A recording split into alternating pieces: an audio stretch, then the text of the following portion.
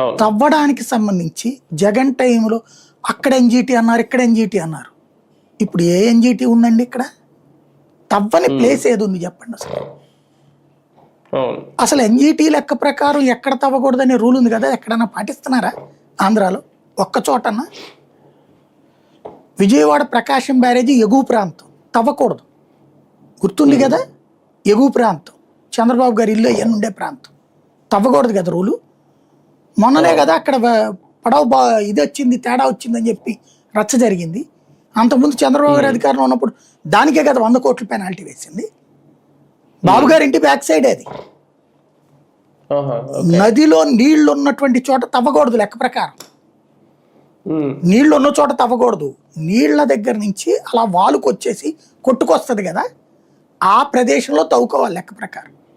వంతెనల దగ్గర తవ్వకూడదు. కనకదుర్గ వారి దగ్గర తవ్వుతున్నారు లేదు చూడండి విజయవాడలో. రైల్వే పట్టాలు అవి ఉన్నాయి కదా, ఆ వైపు తవ్వుతున్నారు లేదు చూడండి ఒకసారి. ఎగువన ఇప్పుడు భవానీ ఐలాండ్ ఆ చుట్టూతా ఉంది కదా, అసలు భవానీ ఐలాండ్ అంటేనే ఓ ఇసుక దీవి కదా అది. బేసిక్గా ఇసుక మట్టితో కూడినటువంటి, వరదల్లో కొట్టుకొచ్చినటువంటి మట్టితో కూడినటువంటి దీవి. ఆ చుట్టూతా కూడా ఇసుక స్టాగ్నేట్ అయ్యి ఉంటుంది కాబట్టి భవానీ ఐలాండ్ సేఫ్ అది. ఇప్పుడు ఆ చుట్టూ